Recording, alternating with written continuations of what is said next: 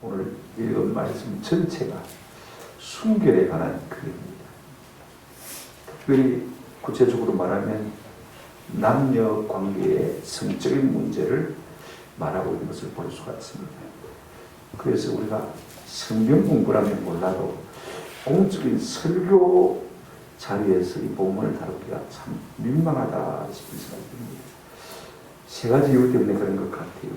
우리가 찬찬히 읽어보면요, 남녀 관계 문제를 아주 노골적으로 말하고 있는 것을 볼 수가 있습니다. 그렇죠? 조금 완고한 표현으로 표현하지만 우리가 얼마든지 상상할 수 있는 그런 일이기 때문에 참 이걸 까발려서 말한다는 것이 상당히 쑥스럽습니다. 또 우리가 이 본문을 설교하는 것이 부담스러운 이유가 하나가 오늘 본문이 말하는 이 죄에 대해서 자유할 수 있는 사람들이 얼마나 될까 하는 두려움 때문이고, 또 세 번째는 마치 우리나라 조선시대의 삶을 말하는 것 같은 객게 무거운 소리를 들을 수가 있기 때문에 이 말하는 것이 참 조심스러워요. 아이고, 지금 시대가 어느 시대인데 이런 말을 하고 있나. 그런 반감이 우리 가운데 생길까 두려움 때문에 그렇습니다. 그러나 제가 이 본문을 가지고 설교해야 되겠다는 생각을 하게 된 두 가지 이유가 있습니다. 첫째는 목회자인 제 자신이 경성하기 위함이고, 두 번째는 그렇습니다. 우리도 이 말씀을 알아야 됩니다. 제가 말하기가 부담스럽다고 해서 말하지 않는다면 우리 성도들 가운데서는 평생 이 말씀을 모르고 지나갈 수도 있고, 그죠? 몰라서 하나님 앞에 죄를 진다면 그 책임이 목회자인 제게도 다수가 있기 때문에 그런 것입니다. 어쨌든 오늘 이 말씀이 상당히 부담스럽지만은 우리가 이 본문 말씀이 성경이 말하고 있으니까 알기는 알고 부족하지만 그래도 지키려고 애를 쓰는 그런 은혜가 있기를 주님의 이름으로 축원합니다. 우리가 본문을 읽어보면요, 상당히 만만치가 않습니다. 상당히 부담이 되는 말씀이에요. 우리 중에는 이 말씀을 모르고도 어깃거리와 또 알면서도 약해서 어긴 경우도 있을 것이고, 또 그렇지 않은 분들이 할지라도 오늘 본문 말씀을 가만히 읽어보면요, 현대를 살아가는 사람들이 어떻게 이렇게 살 수 있을까? 누가 이렇게 살 수 있을까? 사람들에게 이렇게 살라고 이유부터 먼저 가르친다면 아마 처음부터 예수 안 믿으려고 도망갈지도 모릅니다. 그런 생각을 아마 할 수도 있을 것 같아요. 그래서 우리가 이 본문 말씀이 상당히 엄격하고 또 금욕적이고 율법적으로 들릴 수가 있습니다.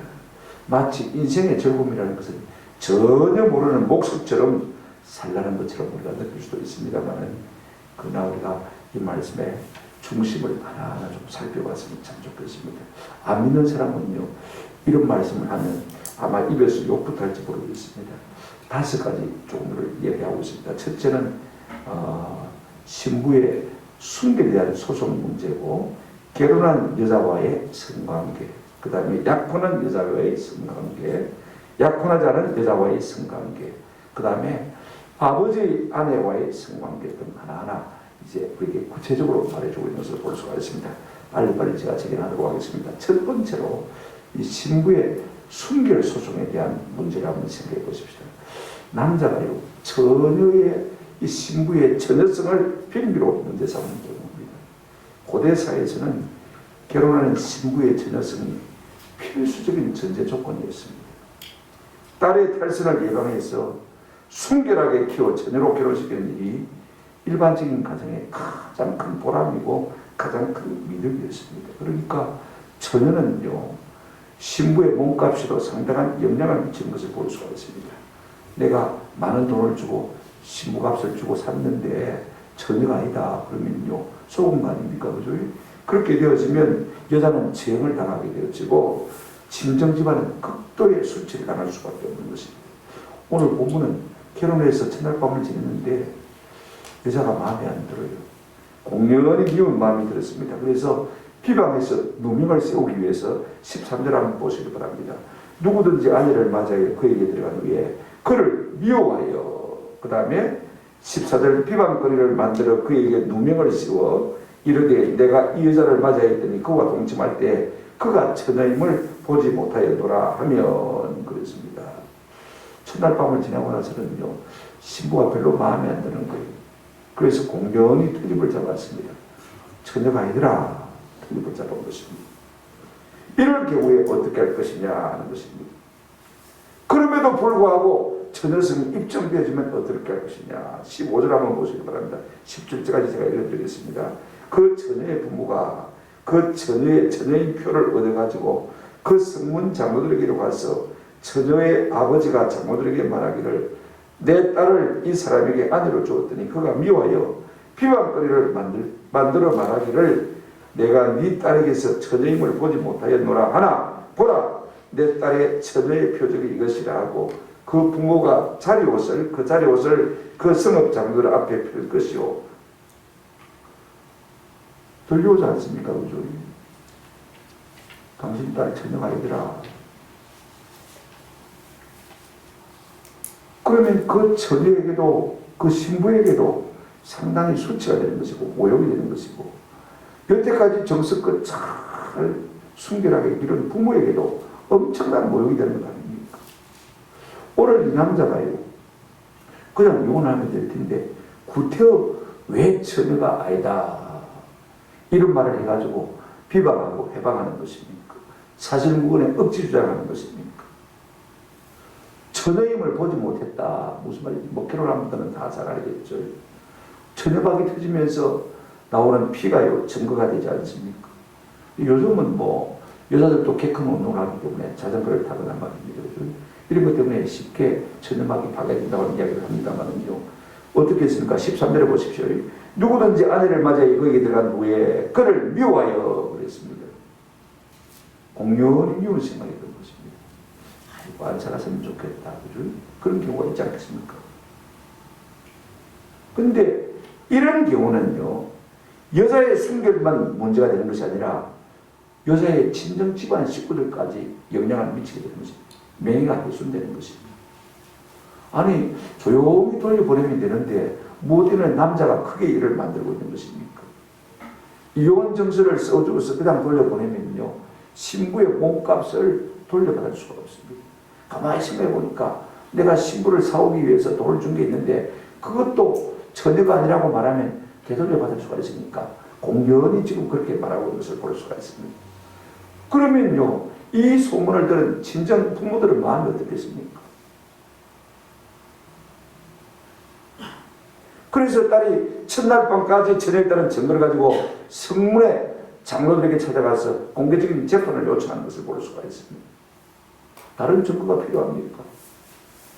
어젯밤까지 처녀였다는 첫날 밤까지 처녀였다는 자리옷을 딱 가지고 갑니다. 자리옷이 뭔지 알죠? 신부의 피가 묻어있는 것입니다. 고대 딸을 가진 부모들은요 첫날 밤에 이 자리옷을 항상 잘 보존을 했다고 하는 것입니다. 왜냐하면 부모로서 우리가 딸아이에게 책임을 다했다 하는 그 명예로운 표가 무엇입니까? 바로 그 자리옷이거든요.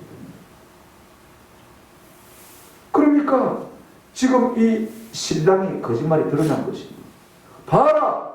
우리 딸이 처녀 아니었나? 증거가 드러난 것입니다. 요즘 같으면 뭐 과학적인 여러 가지 방법이 있겠습니다만 그렇죠. 그러면 장로들이 그 남자에게 벌을 내려야 됩니다. 18절 19절 보십시오.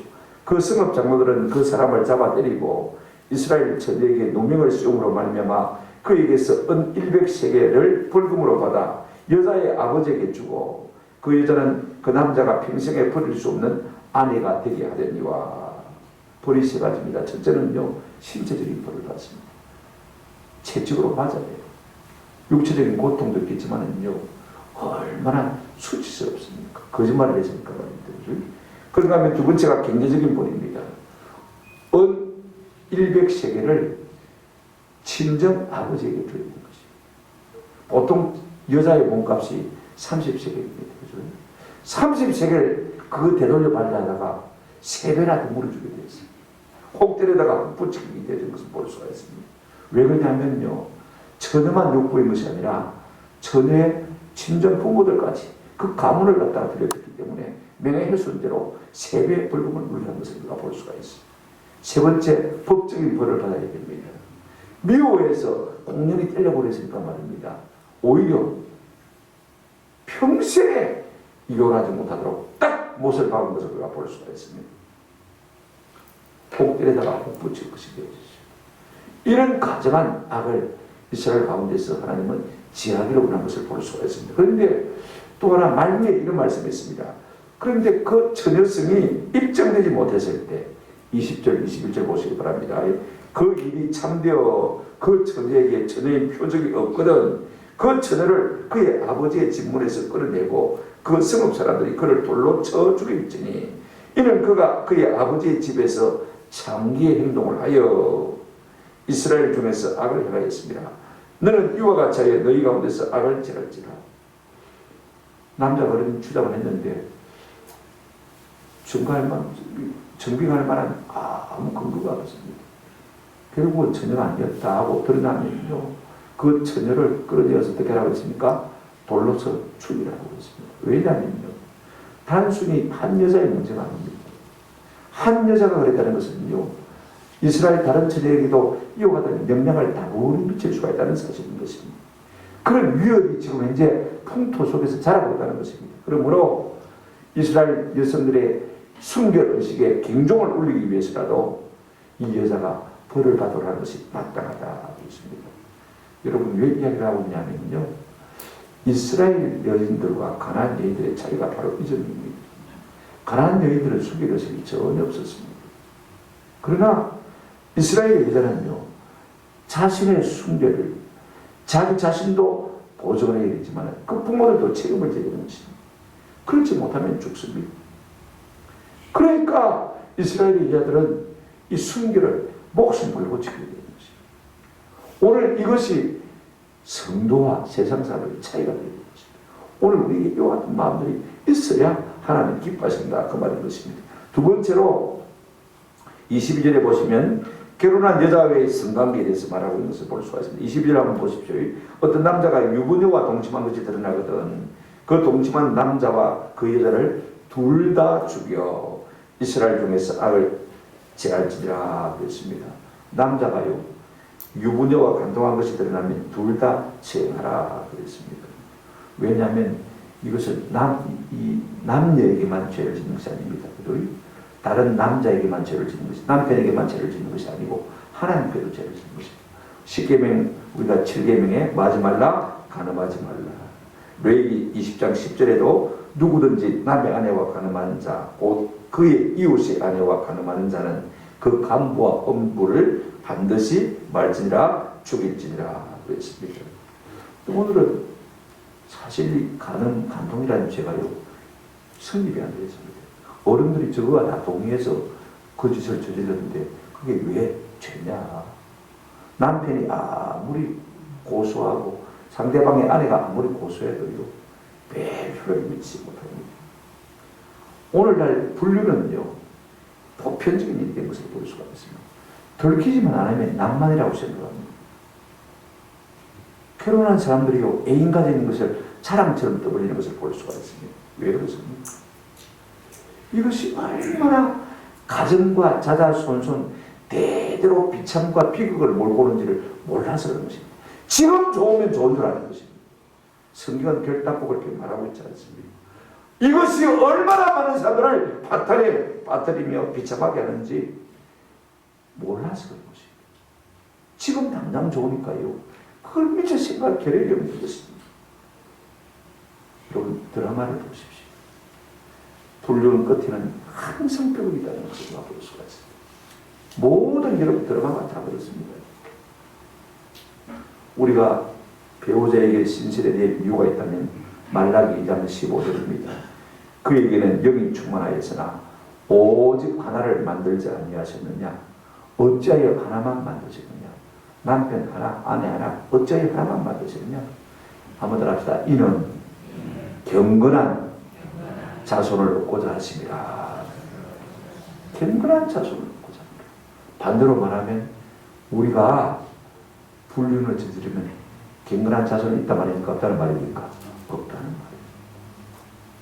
여러분 굉장히 무서운 말입니다. 나는 바람풍해도 자식은 바람풍하기를 원하는 것이 부모의 마음 아닙니까? 그런데 여러분 내가 심은 뿌린 제 씨앗이요. 자녀에게 영향을 미친다, 안 미친다? 미친다는 것이에요. 내가 순결하게 살았으면 자식들도 경건한 자식들이 되는 것이지만 그렇지 못하면요, 자식들도 참으로 추잡한 인생을 살 수밖에 없다는 것이에요. 이걸 우리가 하나님이 모르고 계시지 않는다는 것입니다.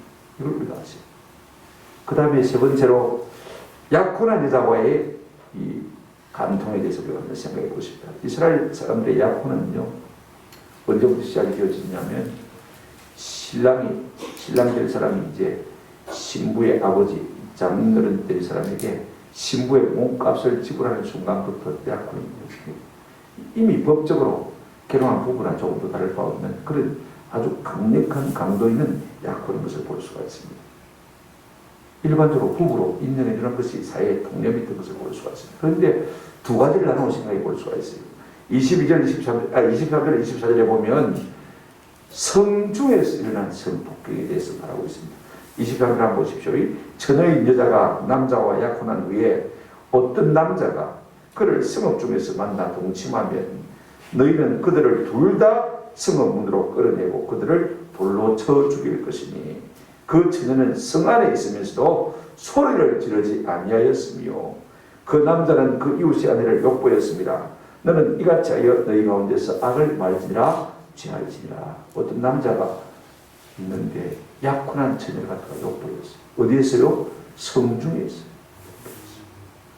그럴 경우에는 남자고 여자고 둘 다 성 밖으로 끌어내서 돌로 쳐서 죽이라고 했습니다. 왜 그랬냐? 남자가 힘이 세서 완력으로 강간을 했는데 왜 여자까지 죽어야 되느냐? 이게 좀 억울하지 않습니까? 그죠? 그런데 성경이 말하는 사상은 그렇습니다. 성읍 중에서 여자가 가장 큰 무기가 무엇입니까? 소리를 지르는 것입니다. 비명을 지르는 것인데 네가 싫었으면 얼마든지 비명을 지를 수 있었는데 비명을 지르지 않았다는 것은 네가 동의했다는 것입니다. 그러니 둘 다 뭐 해야 된다? 죽어야 된다. 참 대단합니다. 성경은요, 여자의 가장 큰 무기를 한번 합시다. 비명을 지르는 것. 여러분 급할 때는 비명 지르세요. 이걸 하나님은 가장 큰 무기로 생각하고 있어요. 그런데 성 밖에 빈들에서 이와 같은 일이 생겼을 때 25절부터 한번 보시기 바랍니다. 27절까지 만일 남자가 어떤 약혼한 처녀를 들여서 만나서 강간하였으면 그 강간한 남자만 죽일 것이요 처녀에게는 아무것도 행하지 말 것은 처녀에게는 죽일 죄가 없습니다.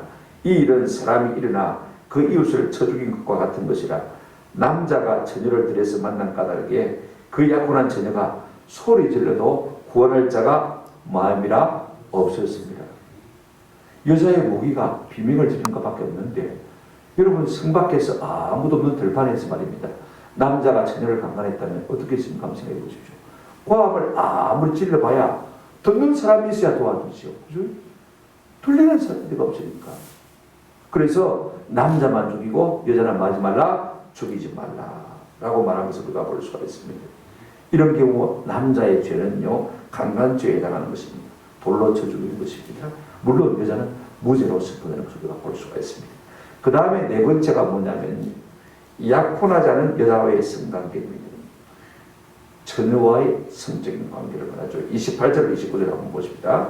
만일 남자가 약혼하지 아니한 처녀를 만나 그를 붙들고 동침하는 중에 그 두 사람이 발견되면 그 동침한 남자는 그 처녀의 아버지에게 은 50세겔을 주고 그 처녀를 아내로 삼을 것이라. 그가 그 처녀를 욕보였은즉 평생에 그를 버리지 못하리라. 어떤 남자가 말입니다. 처녀를 욕보인 경우를 말하고 있는 것을 볼 수가 있습니다. 이것은 우리 사회에서도 다반사로 일어나고 있는 아닙니까?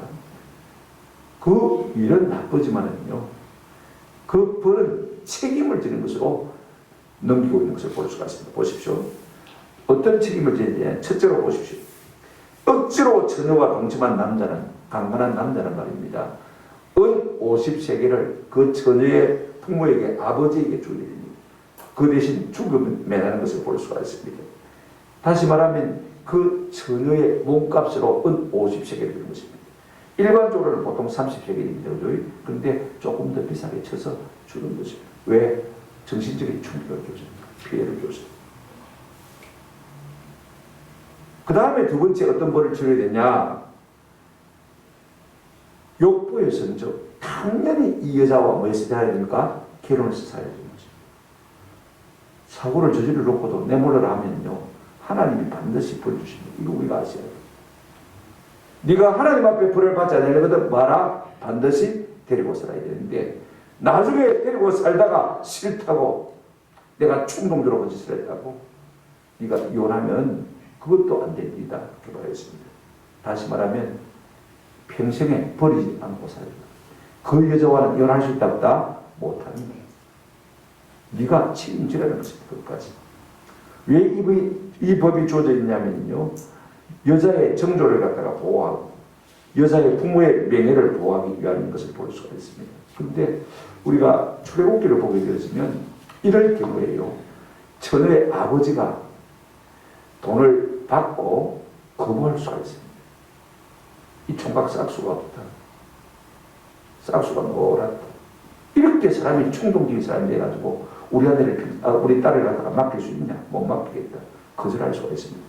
출애굽기 22장 16절 17절에 보시면 사람이 약혼하지 아니한 처녀를 깨어 동침하였으면 납폐금을 주고 아내를 삼을 것이요. 그런데 17절에 보면 만일 처녀의 아버지가 딸을 그에게 주기를 거절하면 그는 처녀에게 납폐금으로 돈을 내진다. 돈만 내고 그 다음에 물러가는 경우가 있습니다. 그렇구만. 왜 그렇습니까?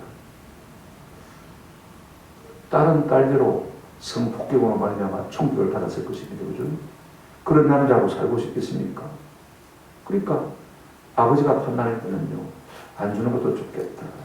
또 제가 조금 전에 말씀드렸습니다만, 이렇게 사람이 충동을 참지 못하는 비정상적인 사람에게 내 딸을 맡겨가지고 무슨 삭수가 있겠냐. 그럴 때는 아버지가 거절할 수도 있는 것입니다. 그런데 전반적인 요지는 무엇이냐면요, 만약에 남자가 혼정관계를 가졌거든 반드시 책임을 지고 같이 마라, 살아라. 그리고 마지 마라, 버리지 말라. 이것이 요지인 것입니다. 이것이 우리에게 주는 적극적인 교훈이 무엇입니까? 여러분, 결혼이라는 것은요, 일시적인 충동으로 말미암아 해서는 안 된다는 것입니다. 신중하게 크게 기도하고 인내하면서 하나님의 뜻을 구하는 가운데 결혼해야 진짜 복된 결혼이 된다, 그 말씀인 것입니다. 여러분, 성경에 보면 암논이 그랬습니다. 암논이 그랬습니다. 이복누이자 압살롬의 동생인 다말을 보고는요, 배달은 잠이 아닙니까? 그죠? 너무 좋아가지고 상사병에 걸렸습니다. 가슴 괴를 딱 부리다가 병들어 누운 자. 그래서 다말로 하여금 자기에게 음식을 먹여주도록 요청을 해가지고 말입니다. 자기 방으로 불러들여가지고 억지로 강간을 했습니다. 그런데 성경에 보면 어떤 이야기가 나오냐면 사무엘하 13장 15절에 보면 그리하고 암논이 그를 심히 미워하니 억지로 강간을 하고 동침을 하고 나서는 말입니다. 그 다음부터는 갑자기 그렇게 상대방이 걸려서 못 죽어 살던 이 암논이 말입니다. 갑자기 어떻게 했습니까? 이제는 심히 미워하니 그 미워하는 미움이 전에 살아가던 사람보다 더한지라 암논이 그에게 이르되 일어나 가라 하니 쫓아내버렸어요. 동침하고 이것 때문에 이 다말의 오빠 압살롬이 이를 가라앉히고 결국은 죽여버리고 마는 것을 볼 수가 있습니다. 이 암논은 자기 죄를 자기가 자초하는 것. 여러분, 이런 것이요, 별것 아닐 것 같지만요, 가정의 비극을 가져가는 사실을 우리가 꼭 기도할 필요가 있습니다. 오늘 이성교제에 있어서 이 문제가 가장 심각합니다. 전혀 총각이니까 우리가 그럴 수 있다고 예사를 생각합니다만요, 이 분위기가 전 연령대로 번져가는 것을 볼 수가 있습니다. 전혀 총각만 그래도 된다, 이 풍조가 아니라 이제는 전 연령대로 다 번져갑니다. 나이 든 분도 마찬가지죠. 그래서 현대는요, 이 성적인 자유가 무제한적으로 허용되고 있는 것 같은 느낌을 많이 줍니다. 그러나 우리가 꼭 해야 됩니다. 사람은요, 어떻게 할 수 없을지 몰라도 자유에는 반드시 책임입니다. 하나님께서 하지 말라고 하는 일에 대해서는요, 반드시 판단하시고 책망하시고 심판하실 날이 있다는 사실을 우리가 기억해야 되고, 하나님이 둘 거거든요. 우리가 이 일을 멈출 필요가 있는 것입니다. 마지막 다섯 번째로 이제 아버지의 아내 계모와의 성관계에 대해서 말하고 있습니다. 30절을 보시기 바랍니다. 30절, 사람이 그의 아버지의 아내를 취하여 아버지의 하체를 드러내지 말지니라.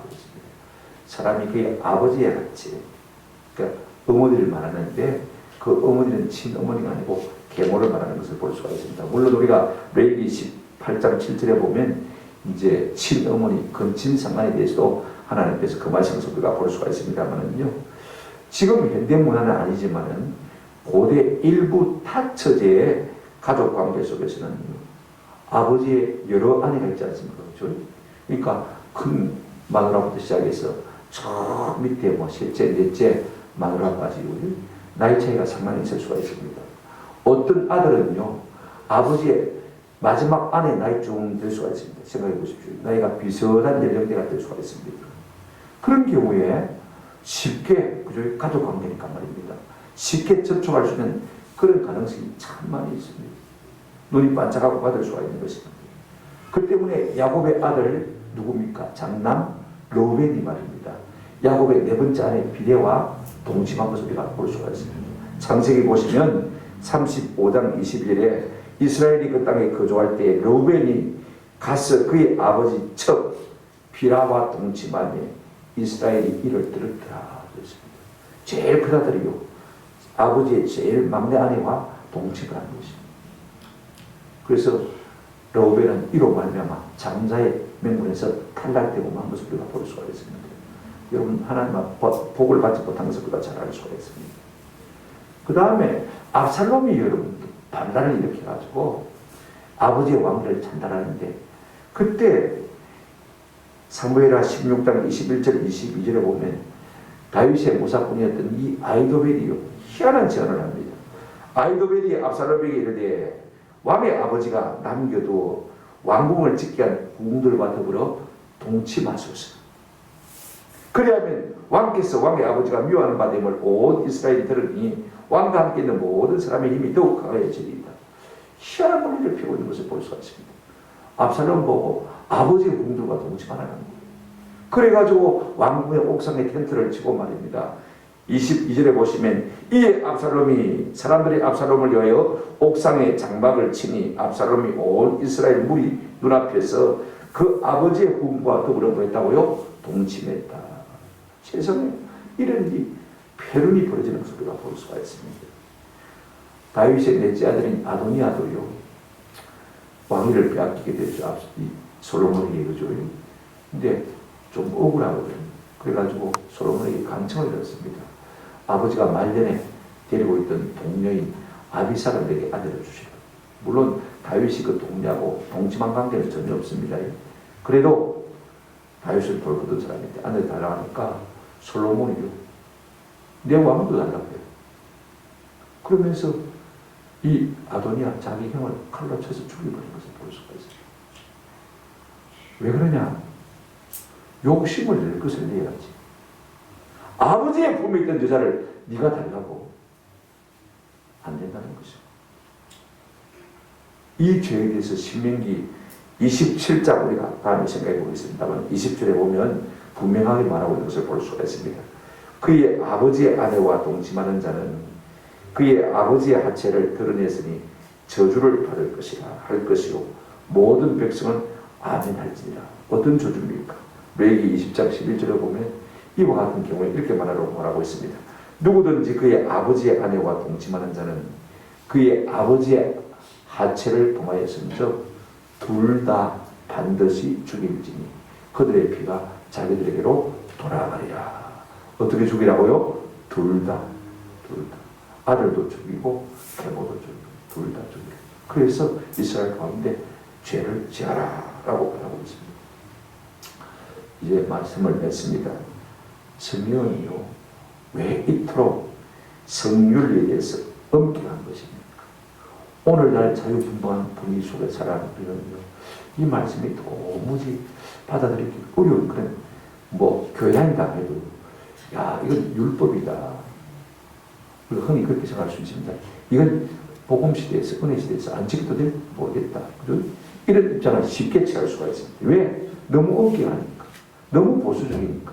너무 율법적이니까. 율법. 그러나 그렇지 않습니다. 결혼의 신성함을 보존하는 것입니다. 여러분, 결혼의 관계가 깨어진다는 것은요, 이미 그 사이가 망조라는 사실인 것입니다.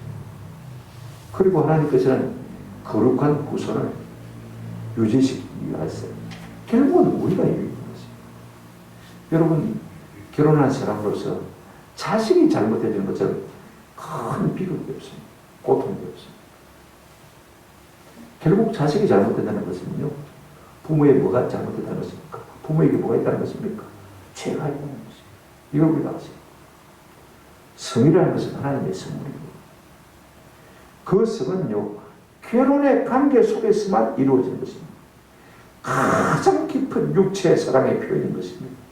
그러니까 이것은 소중하고 아주 가치 있고 엄밀하게 다뤄야 되는 것입니다. 오늘은 이것이 오용되고 있는 것을 볼 수가 있습니다. 젊은 사람들 중심으로 통계를 했는데 예수 믿는 사람이나 안 믿는 사람이나 성적 윤리의식이 있어서 별 차이가 없더라. 그렇게 통계조사가 계속 나오고 있는 것을 보면서 저는 조금씩 의아스럽게 생각해요. 그들이 하나님을 바로 만났으면 그럴 수가 없는데 아직까지 덜 만나서 어른들은 다릅니다. 여러분 세상속에서 보지만 여러분 회사나 직장생활에서 경험하지만 우리하고 생각하는 거하고 안 믿는 사람이 생각하고는 너무 다르지 않습니까? 한번 보십시오. 우리는 하나님 두려워서라도 아예 그런 생각조차 못하는데 그 사람들은요 예스럽게 말하고 예스럽게 행동하는 것을 볼 수가 있습니다. 안 믿는 사람들은 결혼 여부와 관계없이 누구든지 언제든지 얼마든지 성을 즐길 수 있다고 생각하는 것을 볼 수가 있습니다. 오히려 그걸 억제하려고 하면 억제할수록 문제가 많다는 것처럼 생각하고 있는 것을 볼 수가 있습니다. 그러나 성경은 우리에게 그렇게 말하고 있지 않습니다. 사도 바울은 로마서나 골로새서나 여러 서신서에서 우리에게 이렇게 부탁하고 있습니다. 음란하거나 호색하지 말며 음란과 부정과 사욕과 악한 정욕을 버리고 하나님의 뜻은 너희의 거룩함이라 곧 음란을 버리고 계속해서 이런 것들을 버릴 것을 그렇게 촉구하고 있는 것을 볼 수가 있습니다. 사도 베드로도 마찬가지입니다. 너희가 음란과 정욕과 술 취함과 방탕과 향락과 무부한 우상 숭배를 하여 이방인의 뜻을 따라 행한 것은 지나간 때가 족하거든. 옛날에 그렇게 하나님을 알지 못하고 살던 때 그것으로 족하다. 이제는 이 모든 일을 말아 거치라 이렇게 말하고 있는 것을 볼 수가 있습니다. 히브리서 저자도 이렇게 말하고 있습니다. 히브리서 3장 13장 4절입니다. 13장 4절 모든 사람은 뭘 기여기고요? 결혼을 기여기고 침소를 더럽히지 않게 하라. 음행하는 자들과 가늠한 자들을 하나님이 마시리라 심판하시리라. 성경은 분명히 말하고 있습니다. 사람은 모르고는 말 수 있습니다만 하나님은 반드시 마신다고 했습니까? 음행하는 자들과 가늠한 자들을 하나님이 마신다고요? 심판하십니다. 성경 우리에게 그렇게 말씀하고 있는 것을 볼 수가 있습니다. 그런데 이 성적 본능이 우리에게 얼마나 강한지요. 우리의 힘으로는 이 정과 욕심을 이길 수가 없습니다. 세상의 성군 다윗도요 이 문제에서 실패한 것을 볼 수가 있습니다. 그가 우리아의 아내 바세바를 보고 그 마음이 헷갈렸습니다. 아내가 한둘이 아닌데 그죠? 더 새로운 여자를 보니까 마음이 욱한 것을 그가 볼 수가 있습니다. 우리가 어떻게 하면 이 문제를 이길 수 있는지 제가 간단히 세 가지로만 말씀을 드리려고 합니다. 우리아의 아내 바세바를 다윗이 취하고 10편 606절에 보니까 내가 탄식함으로 피곤하여 밤마다 눈물로 내 침상을 띄우며 내 요를 적신하였다. 한 번 즐기려고 하다가 회개의 경륜은 엄청나게 되었습니다. 그 대표적인 참회 시가 10편 51편입니다. 집에 돌아가시는 10편 51편을 한번 읽어보십시오. 우리가 첫째 보는 것을 조심해요. 다윗이 우리아의 아내 바세바를 범한 궁극적인 이유가 무엇입니까? 사무엘하 11장 2절을 보게 되시면 이런 말씀이 있습니다. 저녁 때 다윗이 그의 침상에서 일어나 왕궁 옥상에서 들다가 그곳에서 많이 보니 한 여인이 모욕을 하는데 심히 아름다워 보이는지라. 이게 본다는 말이 우리 말씀 중에 그냥 봤다 이렇게 있는데 그게 아닙니다. 와우 계속 계속해서 뚫어지게 되는 것이죠. 영어로는 어떻게 말하고 있냐면 스페어 아니면 게이지 아웃, 뚫어지게 응시해서 자꾸 보고 또 보고 또 보고 하는 것입니다. 저놈아가 대낮에 저서 모욕하는 거예요. 에이! 하고는 자리를 떠버려야 되는데, 그죠? 자리를 떠버려야 되는데 계속 보는 거예요. 그 전에 계속 머무는. 그러면요 마음이 말 수밖에 없습니까? 동할 수밖에 없는 거죠. 우리가 이와 같은 죄에 빠지지 않으려면요 보는 것을 조심해요. 특별히 이런 스마트폰 속에 유튜브 가능하면 안 따라보는 게 좋습니다. 끄트머리 따라오는 것들 꼭 있지 않습니까? 내가 어떤 프로그램을 보는데 그게 안 좋은 것들이 다 물고 나오거든요. 그죠? 저는 스마트폰에서 유튜브 지워버려요. 안 보고 싶고도 달려오니까.